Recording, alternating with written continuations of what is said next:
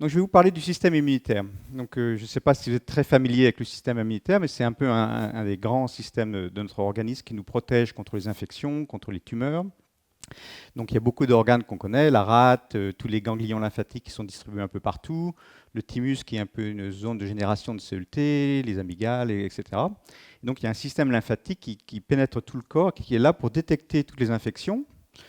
Et donc, le but du jeu du système immunitaire, c'est d'essayer de distinguer entre ce qui est normal, ce qui est sain, et ce qui n'est pas normal, comme une infection, par exemple, et d'être capable de l'attaquer, de la retirer. Et l'ensemble des cellules qui sont impliquées pour pouvoir détecter ces infections, c'est une sorte de tour de Babel de cellules. Donc, il y a des lymphocytes, il y a des neutrophiles, il y a des basophiles, il y a tout un tas de différents types de cellules qui vont se communiquer les uns avec les autres pour essayer de décider est-ce qu'il s'agit d'une infection, et dans ce cas-là, je vais lutter, je vais essayer de nettoyer le corps, ou au contraire, il s'agit de quelque chose de complètement normal, et je vais essayer de ne pas attaquer pour ne pas détruire le corps. Et ce que je vais vous parler aujourd'hui, c'est d'essayer de comprendre comment ce système de cellules s'organise un peu comme un cerveau liquide, donc dans le sens où il va prendre des décisions, il va être capable d'avoir de la mémoire, etc. Comment est-ce qu'on peut comprendre ce système de cellules, comment il s'auto-organise pour vraiment prendre les bonnes décisions, comment il se corrige, comment il prend des décisions. Et il y a beaucoup d'analogies avec le cerveau, et c'est ce que je vais essayer de vous présenter aujourd'hui. Et encore une fois, si mon accent anglais est trop fort, vous m'arrêtez. Enfin, si jamais ce n'est pas très compréhensible, n'hésitez pas à m'interrompre.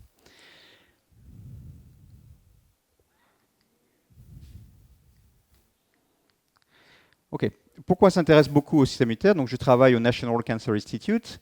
Notre but ultime, c'est vraiment de lutter contre le cancer. Et vraiment, dans les 10 dernières années, il y a eu énormément de progrès en termes de lutte anti-cancer, en termes d'immunothérapie. Un des protocoles sur lequel je travaille de manière un peu personnelle, qui est vraiment un des grands protocoles basés au NIH, c'est qu'on prend des patients qui ont des métastases, donc notamment des mélanomes. Et dans ces métastases, il y a toujours beaucoup de cellules T, de lymphocytes, donc des cellules immunitaires. On a une biopsie qui est prise, on purifie ces cellules, et après on les grandit, on les fait multiplier dans des flacons. On obtient des milliards et des milliards de cellules qu'on peut réinjecter dans le patient avec une sorte de pré-traitement. Et ce genre de traitement est très, très efficace dans certains cas. Donc, notamment dans le cas ici de données de Steve Rosenberg, qui est vraiment un des pionniers dans le domaine. Donc à gauche, il s'agit de métastases de cancer du sein, qui sont vraiment très difficiles à traiter, ou des métastases soit dans les viscères, soit dans la tumeur principale dans le sein. Et une fois que ces cellules T ont été réinjectées, comme elles ont été purifiées à partir de métastases de la tumeur première, en fait, elles ont une sorte de spécificité. Elles sont capables de reconnaître ces tumeurs. Une fois qu'elles ont été conditionnées et qu'on les a vraiment augmentées en nombre, elles sont capables de s'attaquer à ces tumeurs et vraiment de les résorber de manière extrêmement efficace. Donc il y a vraiment beaucoup de promesses dans ce domaine. Je ne veux pas survendre cette immunothérapie, parce que ça ne marche pas à 100% des cas. Mais on espère qu'en comprenant mieux le système immunitaire, en étant capable de construire des modèles, on va être capable de vraiment généraliser ce type d'immunothérapie pour avoir beaucoup plus de chances de lutter contre les cancers. Donc en pratique, je vous montre quelques vidéos du système immunitaire en action. Ici, je vous montre des neutrophiles qui ont été peints en 2 couleurs, parce qu'ils ont des phénotypes un peu différents. Et c'est une vidéo qui a été un peu accélérée, mais il s'agit de neutrophiles qui sont capables de reconnaître qu'il y a eu une sorte de dégâts dans le tissu. Donc le groupe de Ron Germain travaille sur la façon dont ces cellules se déplacent. Et ce qu'ils ont fait, c'est qu'ils ont pointé un laser dans un tissu, et ils ont fait de l'imagerie à l'intérieur de la souris. Et ils voient qu'à des vitesses très très rapides, ces neutrophiles sont capables de sauter sur cette plaie, capable de le colmater. Donc c'est vraiment un essaim de cellules qui se présentent à l'intérieur de la blessure. Ils sont capables de colmater, de recruter d'autres cellules qui sont capables de vraiment colmater cette plaie. Et c'est vraiment un moyen pour montrer que le système immunitaire, dans ce cas-là les neutrophiles, peut vraiment aider à corriger des problèmes dans des tissus. Donc ça c'est pour des neutrophiles. Alors, neutrophile, il y a des gènes qui sont très spécifiques, il y a des fonctions qui sont très spécifiques. Je dirais de manière fonctionnellement le plus impressionnant. Donc, si on les regarde sous le microscope, ils ont des noyaux pas très homogènes, un peu rugueux. J'hésite à répondre parce qu'il y a une sorte de gradient de fonction. Autrefois, on disait que c'est des choses très très bien définies. Je dirais en pratique ici, des neutrophiles, ce sont des cellules qui sont capables de se précipiter sur une plaie ouverte et capables de recruter d'autres cellules pour colmater. Ça peut devenir très technique, il y a des marqueurs très spécifiques qui permettent de les identifier, mais des caractéristiques très différentes. Là, c'est un autre type de cellules. Au lieu de neutrophiles, on parle de natural killer cells. Je ne sais même pas comment on dit en français, des cellules tueuses. Oui. Donc là, c'est un cartoon, c'est un dessin animé. Et ce que le dessin animé représente, c'est comment ces cellules tueuses se comportent. Donc ce qu'elles font, c'est que quand il y a des cellules qui sont infectées, il peut y avoir des anticorps. Donc par exemple, si une cellule des poumons est infectée par le Covid, il va y avoir des anticorps qui vont être sécrétés par des cellules B. Ces anticorps vont reconnaître que la cellule a été infectée, donc ils vont décorer la cellule avec ces anticorps. Et cette cellule tueuse, cette cellule NK cells, elle est capable de reconnaître que cette cellule a été décorée avec des anticorps. Elle vient, elle se présente, et elle va relâcher des molécules, granzyme et perforine, qui sont capables de venir et de tuer la cellule en face. Donc encore une fois, la cellule immunitaire est là pour vraiment corriger des problèmes. S'il détecte une cellule infectée parce qu'elles ont été décorées par des anticorps, ces cellules NK sont capables de venir et de tuer la cellule infectée, et dans ce sens, elle est capable de contrôler l'infection. Donc ça, c'était un peu un dessin animé. Mais en pratique, ce genre de processus où on voit des cellules T attaquant une cellule infectée ou attaquant une tumeur est quelque chose qui se passe tout le temps. Donc les neutrophiles le font avec certaines molécules effectrices. Les cellules NK sont capables de le faire en creusant des trous dans les cellules infectées.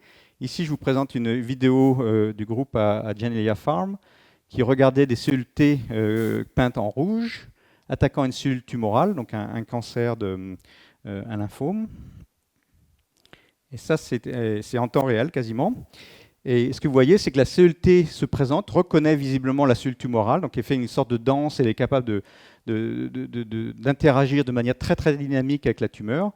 Et donc dans cette vidéo, on ne voit pas la cellule T tuant le lymphome, mais si on laissait cette vidéo continuer pendant peut-être 10 minutes de plus, la même chose qu'avec les cellules NK ou les cellules tueuses, elle relâcherait des perforines et des grandes âmes et créerait des trous dans la cellule bleue et tuerait la tumeur.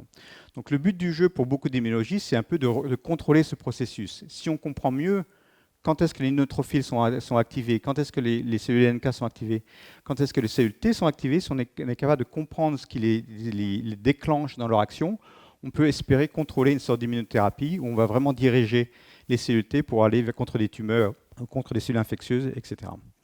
Donc ce que je vais vous présenter aujourd'hui, c'est un peu les efforts théoriques qu'on fait dans ce domaine. On essaie vraiment de comprendre au niveau moléculaire et au niveau mathématique ce qui se passe pour vraiment être capable de contrôler la réponse immunitaire.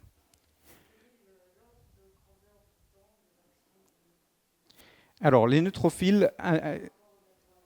Oui, alors un neutrophile, donc c'est une des caractéristiques, par exemple, qui permet de les distinguer d'autres cellules, lymphocytes ou autres.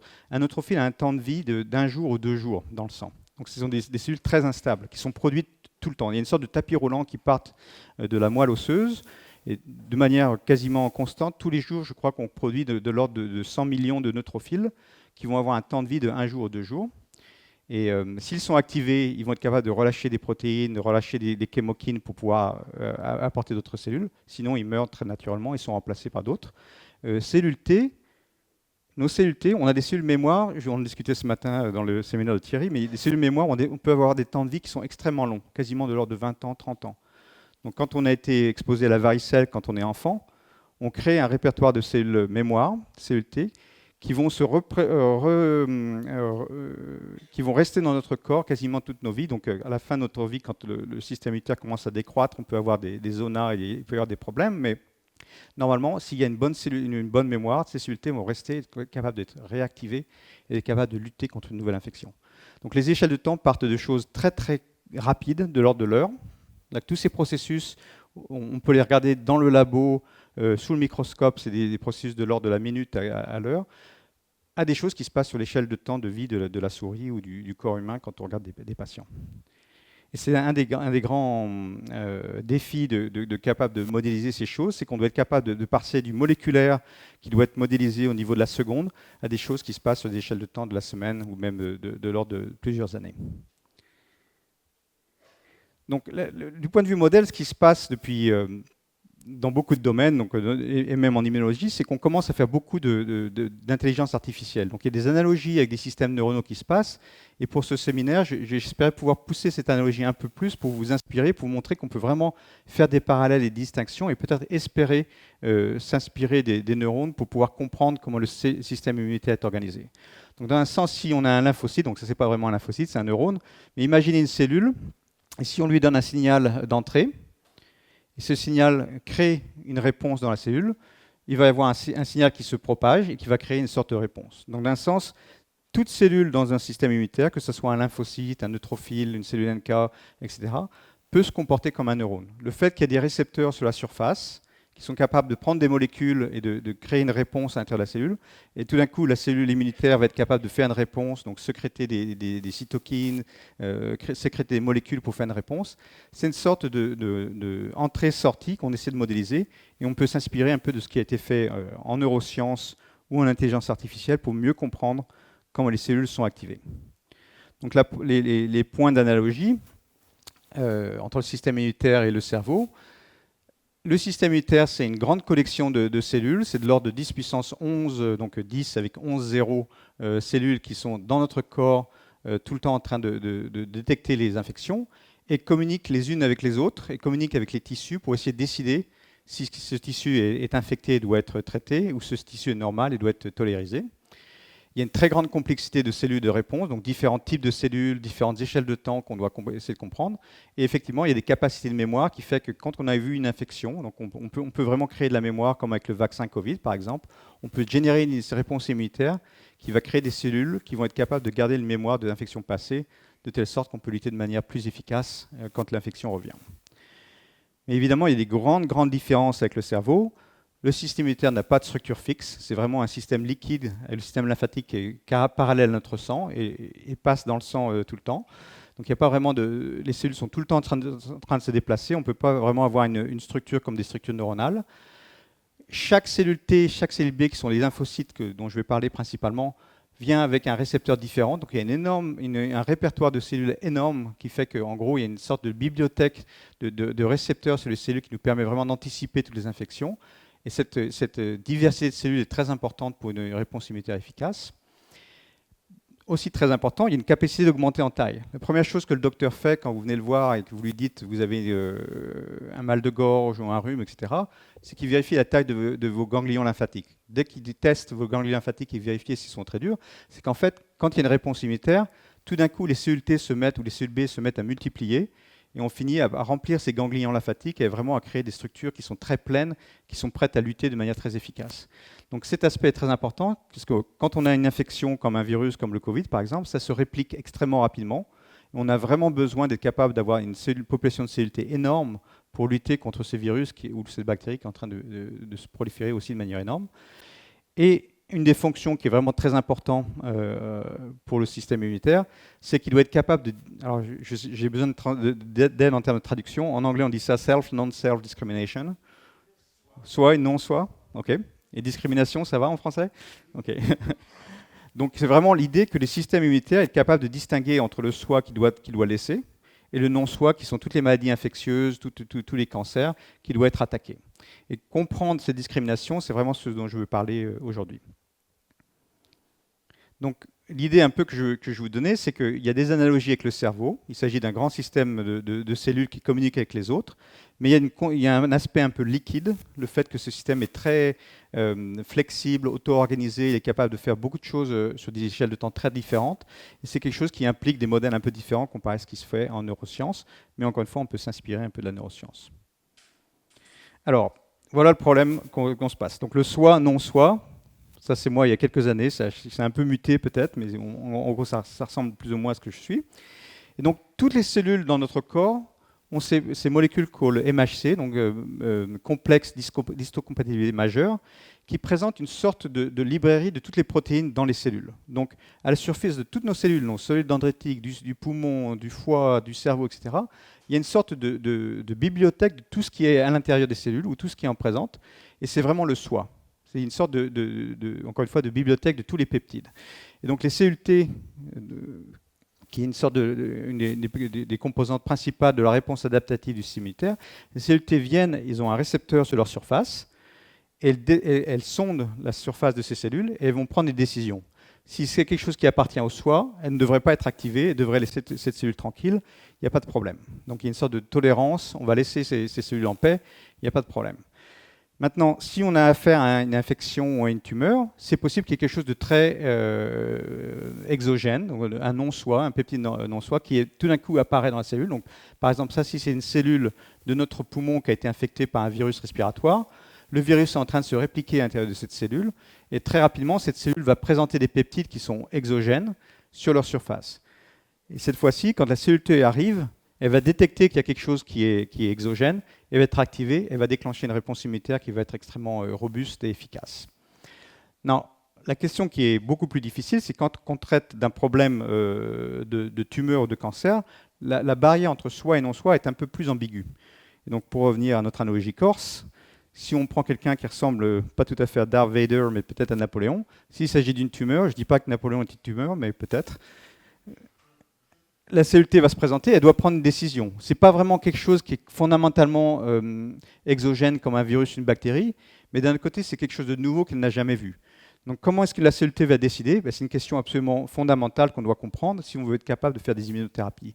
Si on est capable de pousser l'aiguille de telle sorte que cette cellule T va reconnaître ces cellules tumorales qui présentent de nouveaux peptides, parce qu'il s'agit d'une cellule tumorale qui n'était pas là avant, et être capable d'être activée, on va avoir une immunothérapie.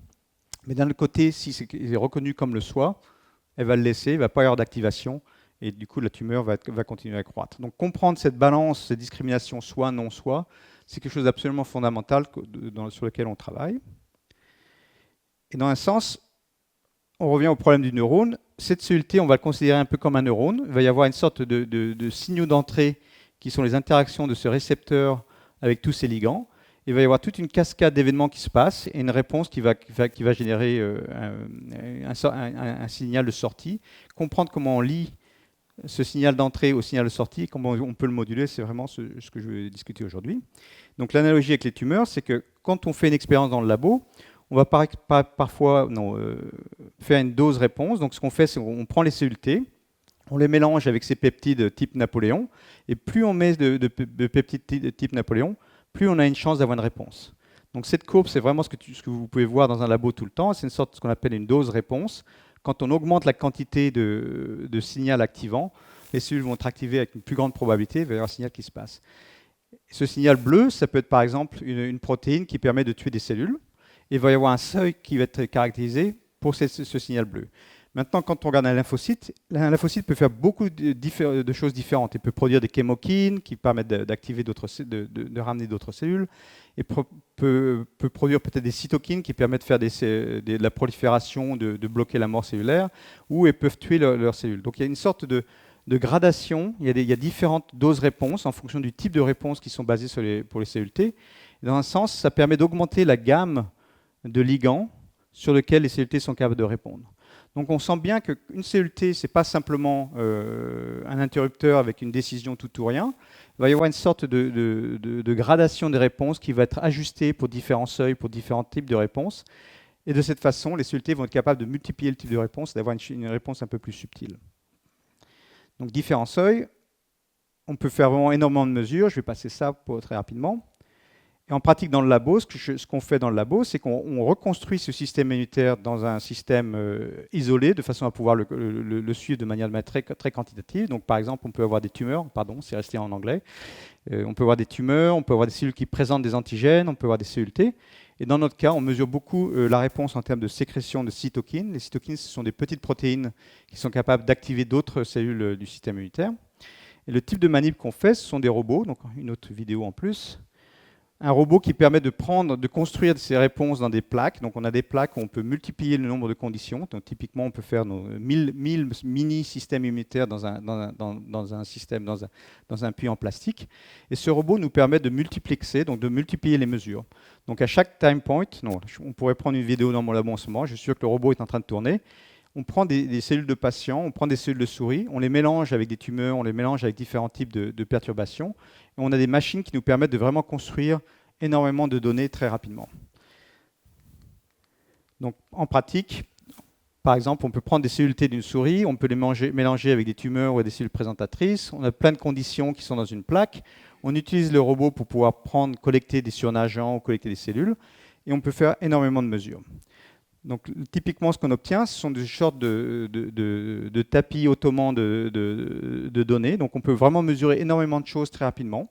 On peut vraiment caractériser ces cellules T en termes de dynamique. Donc là, je vous présente différents types de réponses en termes de types de cellules qui sont activées, types de cytokines qui sont... Les détails ne sont pas vraiment très importants, mais vous pouvez penser à ça, différents types de réponses en fonction de différents temps, en fonction de différents stimuli dans le puits. Et vous voyez que c'est vraiment très compliqué, quoi. On a vraiment une sorte de richesse de données qu'on veut vraiment pouvoir isoler et analyser pour mieux comprendre comment les cellules T sont activées. Et pour ça, l'analogie avec la neuroscience va être très importante. Donc l'idée, c'est que quand on regarde les données brutes, on est un peu dans un régime pré-Copernic. Si on regarde simplement les planètes et qu'on n'a pas vraiment un bon modèle, on n'a pas un bon système de référence, on va mesurer les angles entre Mars et la Terre et le Soleil, etc. Mais si on n'organise pas bien les données, si on a un mauvais modèle, on va mettre la Terre au centre de l'univers, et tout d'un coup, le système solaire va avoir une dynamique très riche, très belle, mais bien trop compliquée et pas du tout utile en termes de modèle. Right? D'un côté, si on va après Copernic, et si on a l'idée géniale de mettre le Soleil au centre de l'univers, tout d'un coup, on a un modèle qui est beaucoup plus efficace. Right? On a une représentation des données qui est vraiment beaucoup plus simple. Dans un sens, c'est moins artistique, mais évidemment, du point de vue scientifique, c'est beaucoup plus attrayant, parce qu'on va pouvoir être capable de faire vraiment des constructions qui nous permettent de comprendre comment les planètes tournent autour du Soleil de manière très, très, très déterministique.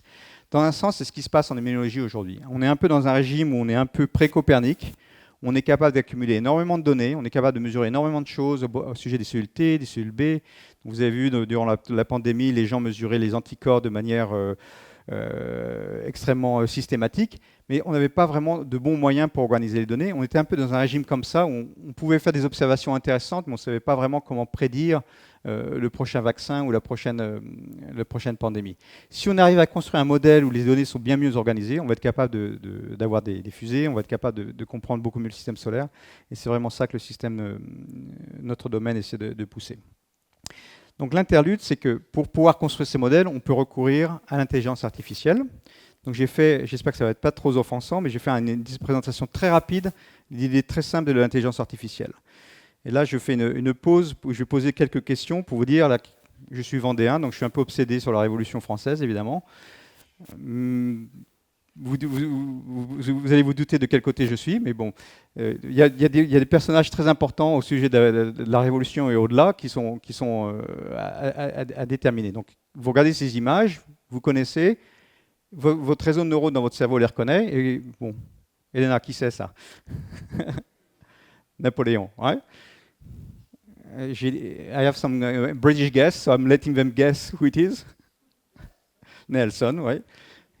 Ça, c'est Charette, qui était un brigand vendéen, etc.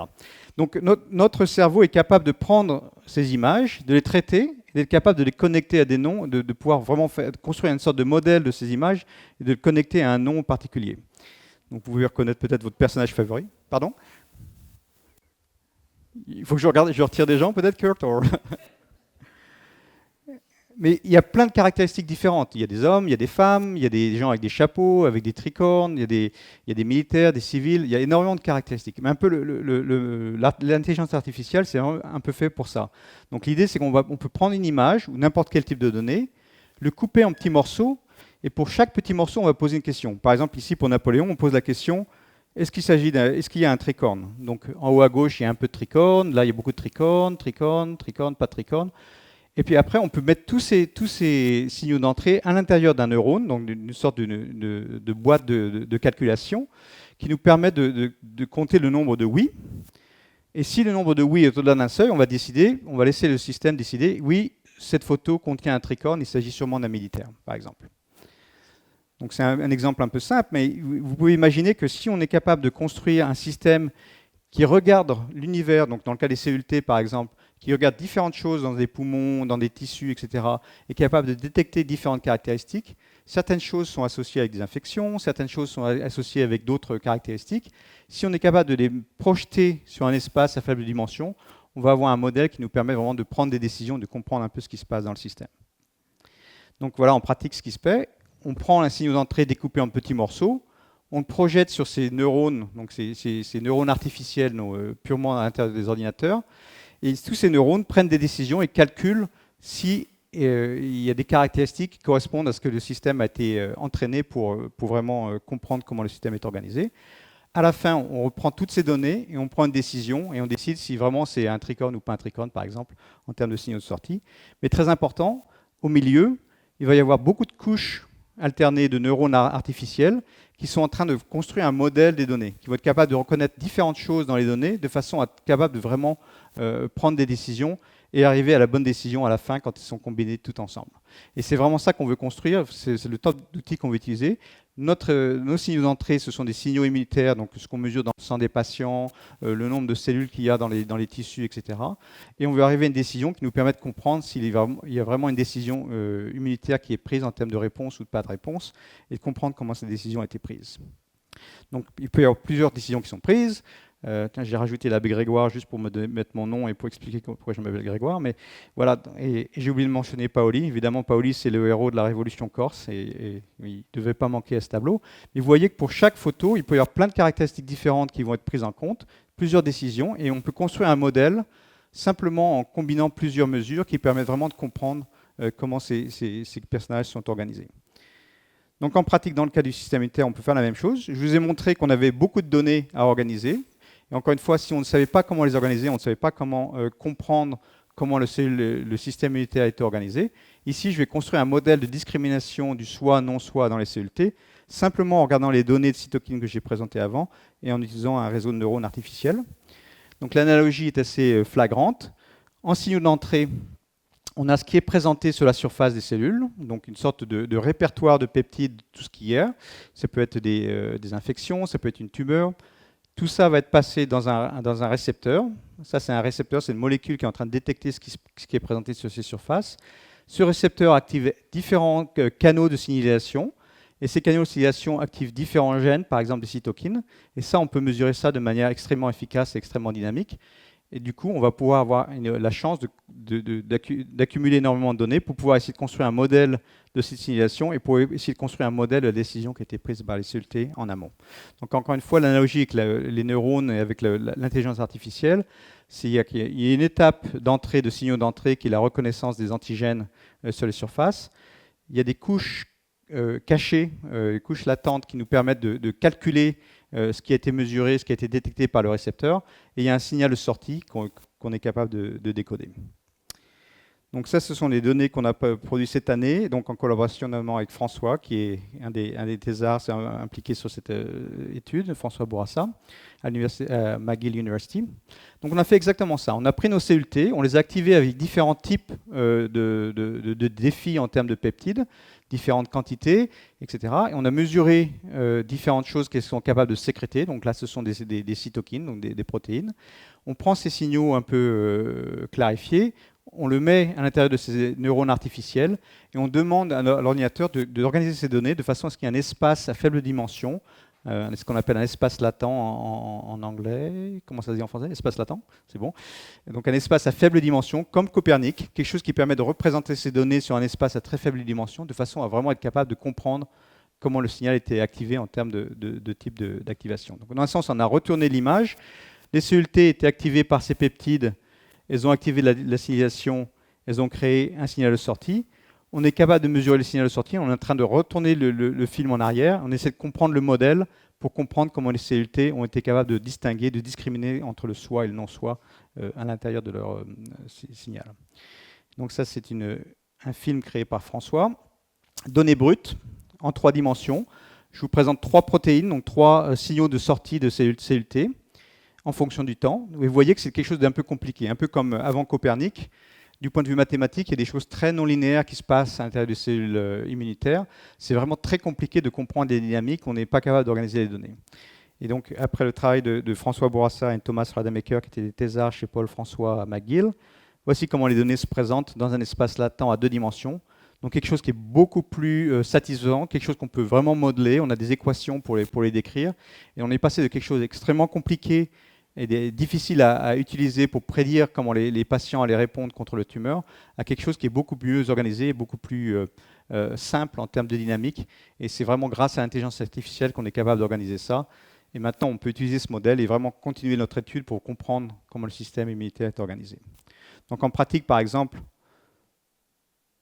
la chose qui nous intéresse énormément, c'est qu'on a une mesure typiquement qui est très difficile à faire, qu'on appelle l'immunogénicité, qui est vraiment une échelle entre le soi et le non-soi qui mesure la qualité d'activation des cellules T.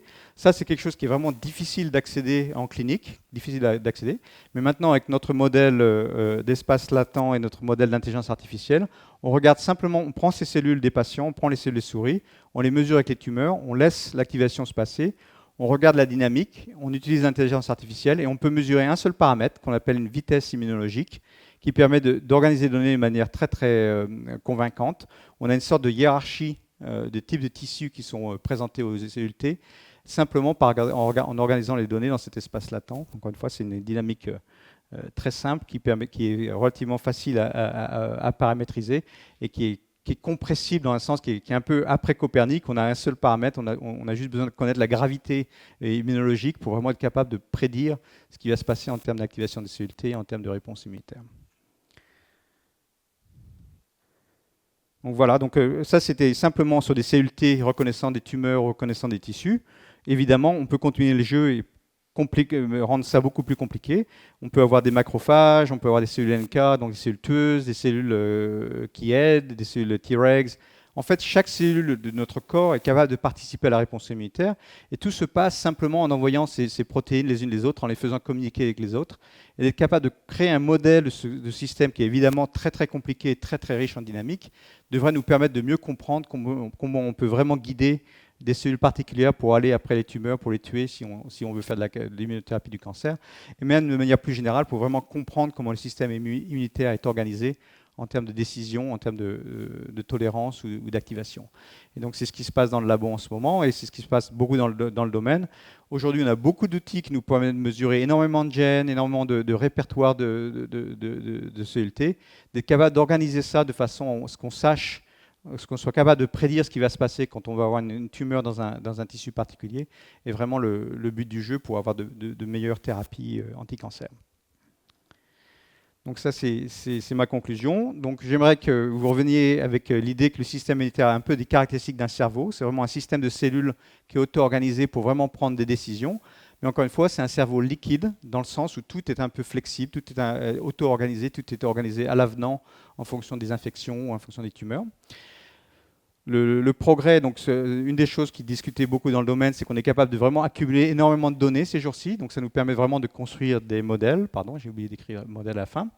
Et en particulier, les outils de l'intelligence artificielle sont capables de nous aider à construire, à prendre ces grandes matrices de données et les organiser de manière un peu utile, de façon à ce qu'on puisse vraiment comprendre ce qui se passe. Et quand on a un bon modèle, évidemment, on est capable de vraiment modifier la réponse immunitaire de manière plus utile. Donc on peut vraiment utiliser l'intelligence artificielle pour comprendre l'immunologie. Et en fait, l'immunologie est aussi utile pour l'intelligence artificielle, parce qu'il y a la discrimination soi-non-soi, c'est un peu un nouveau algorithme qui est à utiliser pour classifier, pour faire des algorithmes meilleurs d'intelligence artificielle. Il y a une sorte de va-et-vient entre les deux disciplines. Et les conséquences en termes de pratiques cliniques sont vraiment fondamentales et immédiates. On le voit tous les jours. Donc, les cliniciens n'ont pas besoin de modèles nécessairement pour commencer à travailler, mais on pense qu'en faisant vraiment beaucoup de modèles mathématiques, on va être capable de les aider de faire de meilleures immunothérapies anti-cancer. Voilà, c'est ce que je voulais présenter pour aujourd'hui. Merci pour votre attention et n'hésitez pas à poser des questions.